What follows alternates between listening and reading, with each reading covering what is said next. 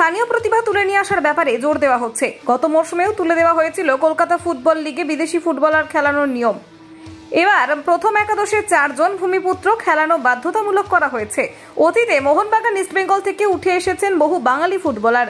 দুই দলের স্কোয়াডে এমন একাধিক ভূমিপুত্র রয়েছেন যাদের ফুটবল প্রতিভা চোখে পড়ার মতো। কিন্তু কোন দলের সিএফএল স্কোয়াডে বাঙালি ফুটবলারের সংখ্যা বেশি? মোহনবাগানের কলকাতা ফুটবল লিগ 2024-এর স্কোয়াডে ভূমিপুত্র হিসেবে রয়েছেন অভিষেক বলবাড়ি, নন্দন রায়, রাজা বর্মন, দীপেন্দু বিশ্বাস, রাজ বাস্ফোর, ব্রিজেশ গিরি, সায়ন দাস, সন্দীপ মালিক, সাহিল কর, ফারদিন আলী মোল্লা, উত্তম হাসদা, তপন হালদার, আকাশ সিং। অন্যদিকে ইস্টবেঙ্গলের সিএফএল 2024 স্কোয়াডে ভূমিপুত্র হিসেবে রয়েছেন আদিত্য পাত্র, সংগ্রাম রায়চৌধুরী, গৌরব সাউ, তন্ময় ঘোষ, মনতোষ চাকলাদার, চাকু মান্ডি, সঞ্জীব ঘোষ, তন্ময় দাস, শ্যামল বেসরা, সায়ন ব্যানার্জি, সুমন দে, বিজয় মুর্মু, সুব্রত মুর্মু।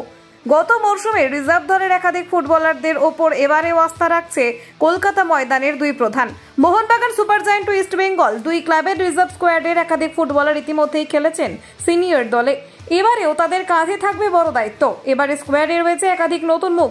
সুযোগ পেলে তারাও নিজেদের নতুন করে চেনাতে চাইবেন। কলকাতা 24/7.in।